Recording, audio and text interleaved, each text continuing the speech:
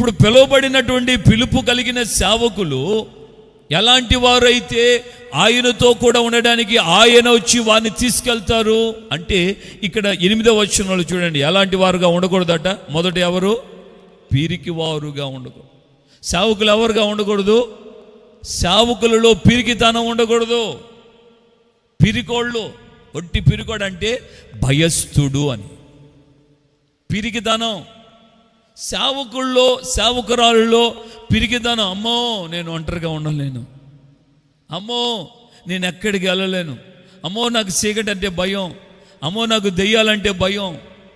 కొంతమందికి దెయ్యాలంటే అమ్మ మా దగ్గర కాదు, అదిగో పలాని చోటకి తీసుకెళ్ళు, పలాని చర్చికి తీసుకెళ్ళు, పలాని ప్రాంతానికి వెళ్తే ఆ పాస్టర్లు ప్రార్థన చేస్తారులే, మేము ప్రార్థన చేయము అంటూ కొంతమంది అసలుకి ప్రార్థన చేయరు. సేవకులే ప్రార్థన చేయరు.